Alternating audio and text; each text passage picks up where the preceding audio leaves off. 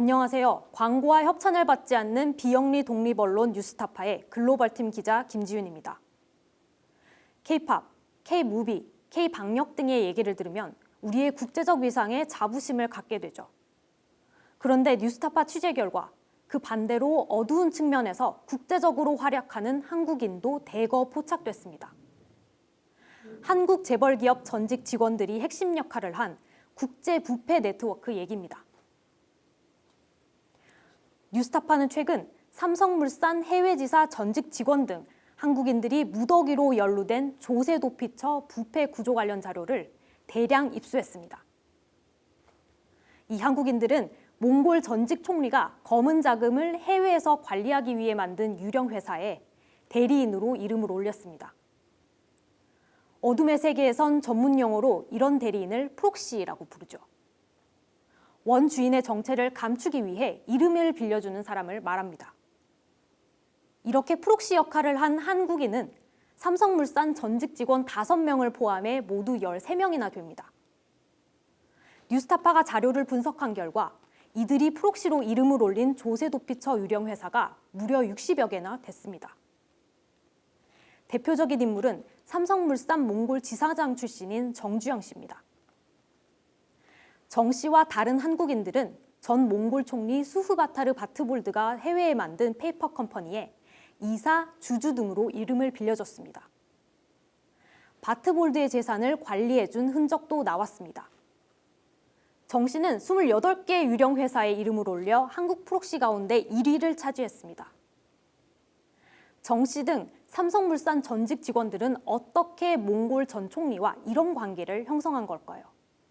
삼성에 있을 때부터 그분이 우리 비즈니스 파트너였었고, 그때는 그냥 정치인이 아니고 그냥 사업가였고, 27년 그때 제가 도움을 주기도 하고 도움을 받았는데, 몽골은 구리, 금 매장량이 세계 최대일 정도로 광물 자원이 풍부한 나라입니다. 기업가 출신인 바트볼드 전 총리는 고위공직자가 된 이후 몽골의 광산 이권에 개입해 막대한 비자금을 챙긴 것으로 보입니다. 정주영 씨는 90년대부터 삼성물산과 현지 합작사 사장으로 근무하면서 광물 거래 업무를 하다가 당시 사업가이던 바트볼드와 친분을 맺었습니다. 뉴스타파가 입수한 문서에 따르면 정 씨가 처음 바트볼드의 대리인 역할을 시작한 건 2007년입니다. 같은 해 몽골에서는 고위공직자에게 해외 보유 자산을 신고하도록 하는 법이 만들어졌습니다.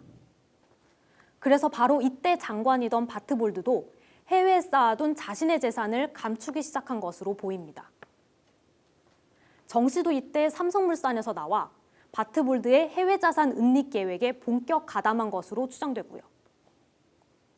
바트볼드의 프록시 가운데는 정 씨의 배우자와 전 삼성물산 직원들이 복잡하게 얽혀 있습니다. 바트볼드와 한국인 프록시들이 만든 60여 개 유령 회사는 조세 도피처로 유명한 영국령 버진 아일랜드와 홍콩, 미국, 스위스 등지에 있었는데요.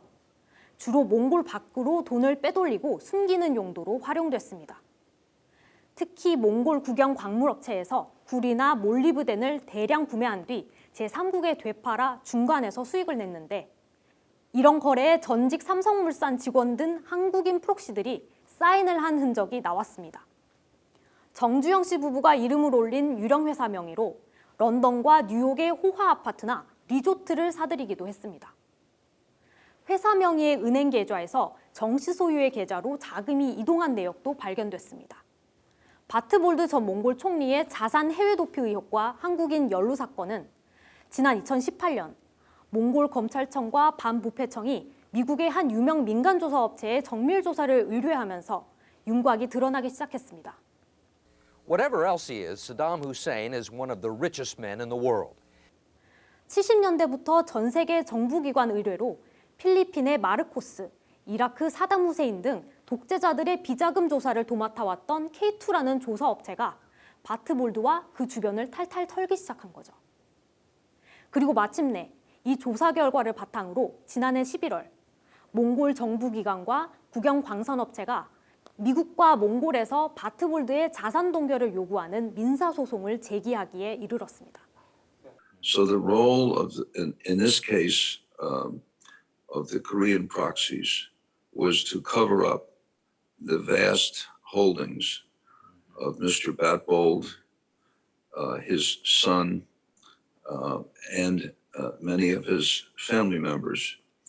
And this is how the Korean proxies were used, starting as far back as 2007, and has continued to this day. 그런데 바트볼드 전 총리는 소송이 시작된 작년부터 몽골 언론을 통해 소송 내용은 다 거짓이고 곧 있을 몽골 대선에 앞서 자신이 속한 당을 음해하려는 정치적 음모라고 주장하고 있습니다.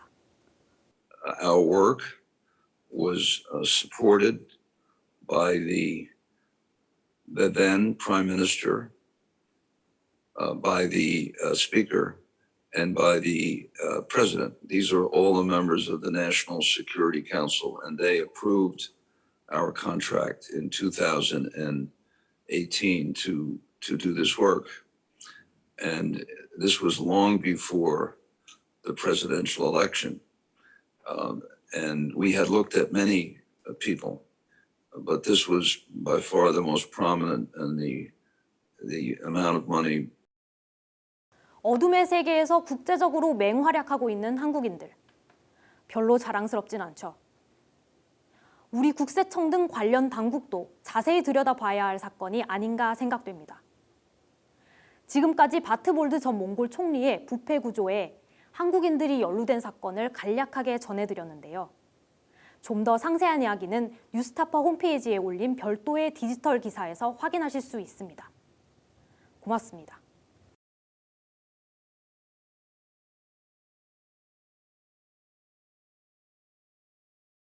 내 목숨을 걸어서라도 지키려고 하는 것은 국가가 아니야. 분명히 소위 애국 이런 것이 아니야. 진실이야.